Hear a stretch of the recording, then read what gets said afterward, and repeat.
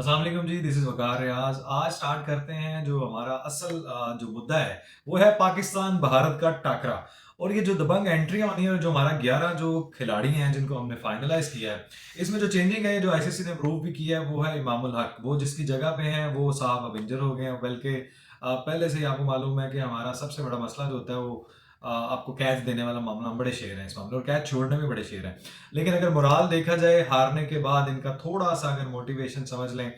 तो वो कुछ चीज़ें उम्मीद जागी हैं कि हारिस रऊफ का अगर आप बयान देख लें वो। लेकिन सबसे पहले जो है ये जो 11 लोग आपने चूज़ किए हैं, हमारे पास ऑप्शंस हैं कहाँ कहाँ पे और कहाँ पे नहीं है। और अगर बात की जाए साइम अयूब, वो भी इंजर्ड है, और जनाब आपका फ़खर जमान अच्छा प्लेयर है लेकिन वो भी इंजर्ड है। और अब आ जाए जनाब रिजवान साहब हमारे पास। अगर बैटिंग लाइन इतनी स्ट्रॉन्ग नहीं भी है तो आपकी बॉलिंग लाइन कहाँ फॉल करती है। अगर आपके पास बॉलिंग लाइन स्ट्रॉन्गेस्ट हो तो आप आराम से जीत जाते हो। और अगर आपकी फील्डिंग अच्छी हो, हमारे यहाँ सबसे बड़ा मसला पता कहाँ आता है, वो यहाँ आता है जब हमारी फील्डिंग में भी बहुत से इश्यूज हैं, हमारी बैटिंग के बहुत से इश्यूज हैं, हमारी बॉलिंग के इंतहा बेइंतहा इश्यूज हैं। हमारे पास कोई स्पिनर मुझे जो है वो नामवर नजर नहीं आ रहा, कोई एक्सपीरियंस नजर नहीं आ रहा इस चैंपियन ट्रॉफी में खिलाने का जिम्मेदार। आई डोंट नो कि कौन है जिसने, लेकिन मैंने ये सुना था कि नकवी साहब ने, मोहसिन साहब ने एक अच्छा फैसला करते सजेशन दी थी, एडवाइस किया था कि शायद शदाब को या साजिद खान को ऐड कर लिया जाए, लेकिन उसमें अमल दरामद नहीं हुआ। आई डोंट नो, ये उनका अपना फैसला है, किसने किया है और सेलेक्टर साहब ने आखिर इसको क्यों नहीं माना, ये वही बता सकते हैं। खैर, इस मोराल को ऊपर रखने के लिए जो सबसे बड़ी चीज़ है वो मुझे जो समझ आती है, पाकिस्तान इंडिया का टाकरा जो कि हमेशा आपको पता है सट्टा भी बहुत ज़्यादा लगता है, जुआ बहुत ज़्यादा लगता है, बहुत सारी व्यूअरशिप है दोनों मुल्कों में, जो है वो जंग जो छिड़ जाती है, सख्त जंग है और इतना माहौल ख़राब हो जाता है कि लोगों के जो है वो हार जीत पे जो है वो हार्ट अटैक होते हैं, टीवी टूट जाते हैं जनाब, झगड़े हो जाते हैं, तलाकों तक मामला पहुंच जाते हैं। ये जो है ना बहुत इन्वॉल्व है, बड़े एफिलिएशन हमारी बड़ी स्ट्रॉन्ग है, इमोशन बड़े स्ट्रॉन्ग है। अब ये पाकिस्तान और इंडिया का जो टाकरा होगा, जो कल होगा, यूएई का जो अगर आप रिकॉर्ड देखें तो मेरा ख्याल है वहां पे हमारा जो विनिंग रेट है वो ज़्यादा है। पाकिस्तान जो है उसकी परफॉर्मेंस अच्छी रहती है, हमें उम्मीद भी यही है और इंशाल्लाह उम्मीद भी करते हैं और साथ दुआ गो भी हैं कि यही पाकिस्तान ही टीम विन करेगी। अब यहाँ पे जो बड़ा मसला है कि अगर आपकी बॉलिंग लाइन स्ट्रॉन्ग हो जाती है, अगर आप अटैक अच्छा कर देते हैं और अगर उनको पहले ढेर कर देते हैं और स्ट्रॉन्ग स्कोर को रोकने में कामयाब हो जाते हैं तो पाकिस्तान की विन जो है वो बिल्कुल गारंटेड है। और अगर आपने इनको, अगर आपकी पहली तो बात है कि आप फैसला क्या करते हैं कि आपने वहाँ पे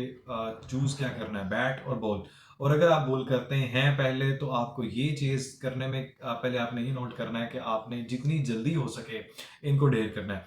भारतीय सूरमाओं को अगर आप उनका पवेलियन का रास्ता दिखा देंगे तो विन आपके लिए 110% इंश्योर्ड है।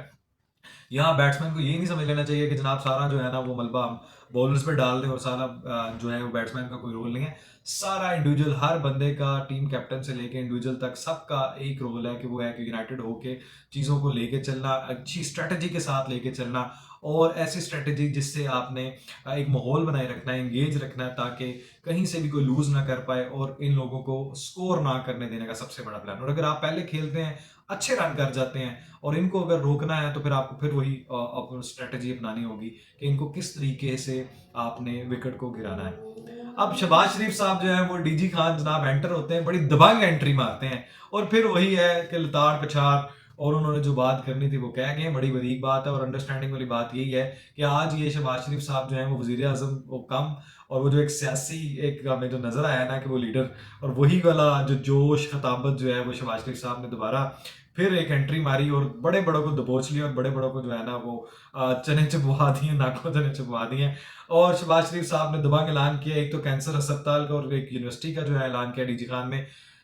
शहबाज शरीफ साहब, एक का आपका सबसे अच्छा कमेंट मुझे मुझे लगा ये कैंसर अस्पताल और आप यूनिवर्सिटी के साथ साथ आपने बोला है कि भारत को पीछे छोड़ के ना रहा, पीछे छोड़ के रहूंगा, पीछे ना छोड़ा तो मेरा नाम शहबाज शरीफ नहीं है। ये जरदारी साहब वाला नहीं होना चाहिए शहबाज शरीफ। हम आपके साथ हैं, हर इकदाम, हर कदम, हर स्ट्रेटजी में आपका साथ देंगे। कौम आपके साथ है, मुल्क आगे बढ़ रहा है, बढ़ना चाहता है, रिफॉर्म्स चाहते हैं, करप्शन का खात्मा चाहते हैं। आपने बिल्कुल ठीक किया, टैक्स के निज़ाम के लिए बेहतरी कर रहे हैं, जुडिशल निज़ाम को बेहतर कर रहे हैं, रिफॉर्म्स ला रहे हैं, बहुत सी स्ट्रेटजी को अपना लिया है, ट्रांसफर पोस्टिंग वाला धंधा भी गंदा जो है वो प्रगंदा, उसको भी आप ठीक कर रहे हैं, बड़ी अच्छी चीज़ें चल रही हैं। आपका ये फैसला कि जनाब तरक्की के मामले में छोड़ूंगा इनको पीछे, बहुत अच्छी बात है। लेकिन आपने जो कैंसर वाला अस्पताल, आप कैंसर के अस्पताल के बजाय ना ये कैंसर जो नासूर है ना कौम की, जो ये खून में ये जो इन्होंने डाल दिया है, ये जो इन्होंने जो नफरत, तकसीम, अफरा तफरी, जो कि आपने भी जिक्र किया कि रियासत पे हमलावर होने वाले हैं, उनका अब ये जो है ना, उनका कोई रास्ता नहीं है उनके लिए। अब ये मुल्क आगे चलेगा, बढ़ेगा और तरक्की करेगा। और ये जो नासूर हैं, जो केओस क्रिएट करते हैं और जो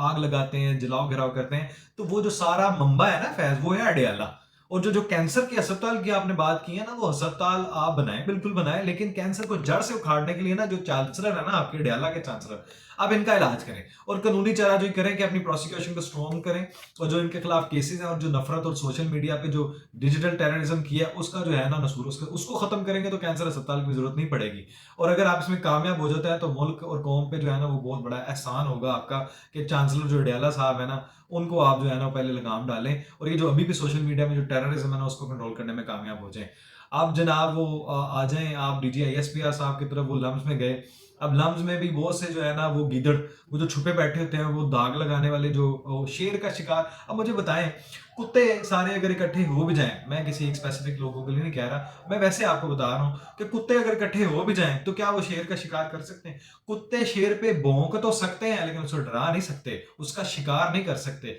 शेर कभी भी कुत्तों की जो है ना वो भौंकने से डरता नहीं है और ना ही उसका शिकार हो सकता है, क्योंकि एक अकेला शेर जो है ना उसकी दाढ़ सही कई सौ कुत्तों पे जो है ना वो भारी है। और वो 100 सुनार की एक लोहार वाली मामला है जो है, वो लम्स में हमने जो है ना उसकी जिंदा मिसाल जो है ना वो देखी है कि DGISPR आए और वो जो प्रोपागेंडा करने वाले और वो जो प्रोजेक्ट बनाया था, प्लॉट किए हुए थे प्रॉपर एक एस्टिमेशन के साथ और प्रॉपर प्लानिंग के साथ, जो आपने छोड़ने की कोशिश की थी कि जनाब एक शेर को जो है वो कोई दबोच लेगा, वो डिजिटल टेररिज्म हो जाएगी, बयानियां बेचने का मौका मिल जाएगा, डॉलर खोर और हराम खोर और यूट्यूबर्स को मौका मिल जाएगा कि जनाब हम जो है ना वो देखें, आर्मी एंटी आंटी जो है एस्टैब्लिशमेंट नैरेटिव बिल्ड कर देंगे। आपको मुंह की खानी पड़ी है और फिर उनको जगह जो है ना मुंह छुपाने की नहीं मिली। फिर वो जो तालियों के जो वो गूंज थी ना, वो थप्पड़ की गूंज लग रही थी। और वो बहुत बेहतरीन जो है वो भी DGISPR है, वो भी कोई आपके वो बच्चे नहीं है आप कि वो चीज़ें समझ ना सकें। और फिर वही बात है कि बेटा वो उस स्कूल के जो है ना वो प्रिंसिपल भी उनसे पढ़ते रहे हैं, जिनको आप जो है, जिस स्कूल के भी आप अपने ईंट भी नहीं देखी थी ना, जिस स्कूल के आप बाहर से भी नहीं गुजरे और जिसके आप क्लेम करते हैं कि हम स्टूडेंट हैं, उस स्कूल के वो प्रोफेसर्स को जो है वो पढ़ाते रहे हैं, वो उन प्रिंसिपल्स को पढ़ाते रहे हैं जिनके साथ आप पंगा लेने की कोशिश कर रहे थे, जिनको आप कह रहे हैं कि हम इनको गिरा लेंगे। आप नहीं गिरा सकते, आपकी ये औकात ही नहीं है। वो कहते हैं ना, बाप को भी तेरे बस की बात नहीं है। आपको तो हम ये भी नहीं कह सकते क्योंकि उनके भी बस की बात नहीं है, जिन्होंने मुल्क से दुश्मनी की हुई है, जिन्होंने गद्दारी की हुई है और जो मुल्क के खिलाफ है वो मुंह की खा रहे हैं। अब यहाँ पे आ जाए जनाब चीफ साहब, बस PTI साहब कहते हैं, जनाब लीडरशिप कहती है कि वैसे तो सही बात है फैसल वावड़ा वाली की, ये इनके समझौते के तहत अंदर है बानी PTI। ये PTI की लीडरशिप ये चाहते हैं कि ये अंदर ही रहे और ये चांसलर जो है ना डयाला का, वहीं पे जरा सेट हो जाए, और वो बिल्कुल सेट हो चुके हैं। अब ये बैरिस्टर गौर साहब कहते हैं कि जनाब चीफ जस्टिस साहब को हमने अपने सारे शिकवे गिले सुनाए हैं, बड़ी लंबी चार्जशीट थी और उन्होंने जनाब कहा कि कोई लायमल मिले ताकि आपके मसले हल हो सके, लेकिन उन्होंने साथ एक सजेशन भी दी, एडवाइस भी किया है कि जो है आप बाइकआउट ना करें, एहतजाज ना करें, इस अमल का हिस्सा बने। अगर आप होते तो शायद जुडिशरी वाला मामले में कई तकरनियाँ कुछ और होती, रिजल्ट कुछ और होता, और आप जो है वो सिस्टम को चलने दें, सिस्टम में रह के जो है वो अपनी कानूनी चाराजोई करें। अदालतें और कानून अपना रास्ता बनाएगा, बिल्कुल इंसाफ के तहत सारे काम होंगे। लेकिन फिर वही बात है, अगर आपने सड़कों पे रहना है और वही आपने जो कहा अलायंस बना लिया, हमने हमने जनाब इस्लामाबाद पे और रियासत पे हमलावर होना है, हमने एंटी स्टेट जो है ना वो पॉलिसियां बना ली हैं, हमने जनाब कटचोर कर लिया है, अब हमने सिर्फ मुल्क के खिलाफ ही भोंकना है और फिर दोबारा रियासत पे हमलावर होना है, तो ऐसा नहीं होना। वो दिन गुजर गए जब आप जब गोली मारी और पहाड़ पे चढ़ के, मुझे मुशर्रफ साहब का जुमला याद आ गया, वो दिन गए, अब नहीं होना ऐसा। मुल्क चल रहा है, उसको चलने देना है। और वो जो यूके में जनाब हाफिज साहब मौजूद हैं, उनको हरी खबरें हैं। और बात फिर वही है कि आपको दुखता इसलिए है कि ना वो ਤੁਹਾਨੂੰ ਖਾਣ ਦਿੰਦਾ, ना वो आप खांदा है, और वो सारे नीचे करके बिल्कुल काम करते हैं।